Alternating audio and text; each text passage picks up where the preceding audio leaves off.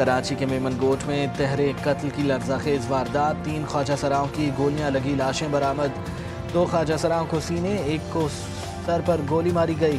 مقتولین کی شناخت سمیرہ، اسما اور عینی کے نام سے ہوئی۔ واقعے کے خلاف خواجہ سرا کمیونٹی نے احتجاج کیا ہے، کہا خواجہ سراؤں کو شہر میں تحفظ حاصل نہیں۔ ایس ایس پی ولیر کے مطابق جائے وقوع سے مقتولین کا سامان ملا ہے۔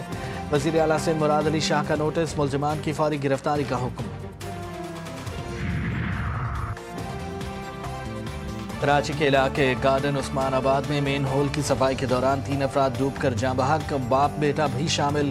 تینوں افراد کو علاقہ مکینوں نے صفائی کے لیے بلایا تھا۔ ایک خاکروب ڈوبا، اسی کو بچاتے ہوئے 2 مزید خاکروب ڈوب کر جان سے گئے۔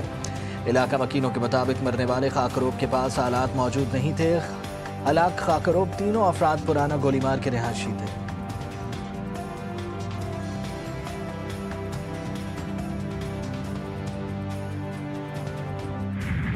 وزیر اعظم کے بیرون ملک دورے جاری، آج برطانیہ سے امریکہ روانہ ہوں گے۔ شہباز شریف نیو یارک میں اقوام متحدہ کی جنرل اسمبلی میں شرکت کریں گے۔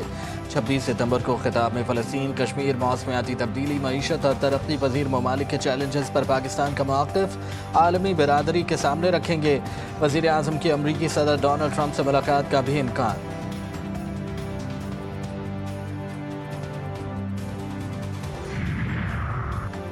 برطانیہ، آسٹریلیا اور کینیڈا کا فلسطین کو ریاست تسلیم کرنے کا اعلان۔ برطانوی وزیر اعظم نے کہا حالات کی سنگینی کے باوجود امن کی امید کو زندہ رکھنا ضروری ہے۔ فلسطینی ریاست کو تسلیم کرنا واحد قابل قبول راستہ ہے۔ انہوں نے غزہ میں انسانی المیے، بمباری، خوراک اور پانی کی قلت، تباہی اور شہری شہادت کا ذکر بھی کیا۔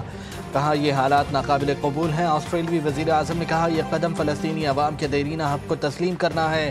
اقدام کا مقصد مشرق وسطیٰ میں 2 ریاستی حل کی راہ ہموار کرنا ہے۔ پرتگال بھی کچھ دیر میں فلسطین کو ریاست تسلیم کرنے کا اعلان کر دے گا۔ غزہ میں اسرائیلی خونی بربریت جاری، صبح سے اب تک اسرائیلی حملوں میں کم از کم 46 فلسطینی شہید۔ گزشتہ 24 گھنٹوں میں اب تک 87 سے زائد فلسطینی شہید ہوئے۔ چند روز میں غزہ شہر سے 4.5 لاکھ فلسطینی جبری بے دخل۔ خان یونس میں غذائی قلت اور علاج نہ ملنے کے باعث 3 سالہ بچی حبیبہ ابو شار انتقال کر گئی۔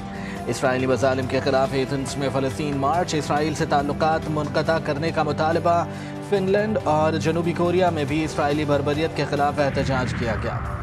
امریکی صدر بگرام ایئر بیس کی واپسی کے لیے متحرک، افغان طالبان کو سنگین نتائج کی دھمکی دی۔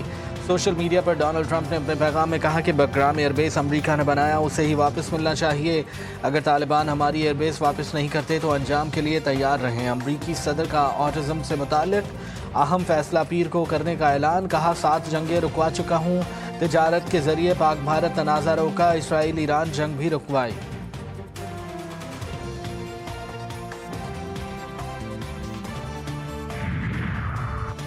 ڈونلڈ ٹرمپ کی بگرام ایئر بیس واپس لینے کی دھمکی پر افغانستان کا رد عمل سامنے آ گیا۔ افغان وزارت دفاع کے سربراہ فصیح الدین فطرت نے کہا کہ بگرام ایئر بیس پر کوئی معاہدہ نہیں ہے ممکن۔ کچھ لوگ سیاسی ڈیل سے بگرام ایئر بیس واپس لینا چاہتے ہیں۔ افغانستان کی 1 انچ زمین پر بھی معاہدہ ممکن نہیں۔ افغانستان کی زمین پر کسی معاہدے کی ہمیں ضرورت نہیں۔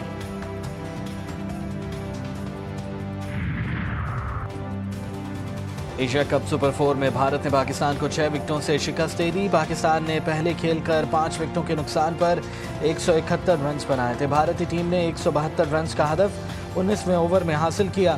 بھارتی اوپنر نے قومی بالرز کو ناکام چنے چبوا دیے۔ ابھیشیک شرما نے 39 گیندوں پر برق رفتار 74 رنز کی اننگز کھیلی۔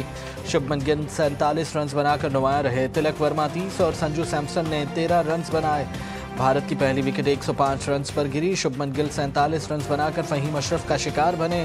بھارتی کپتان سوریہ کمار یادو بغیر کوئی رنز بنائے آؤٹ ہو گئے۔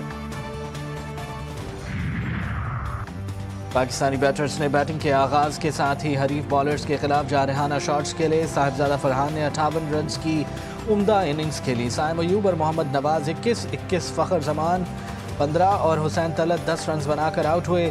سلمان علی آغا 17 اور فہیم اشرف 20 رنز پر ناٹ آؤٹ رہے۔ ابرار احمد، فہیم اشرف اور حارث رؤف نے 1 وکٹ اپنے نام کی۔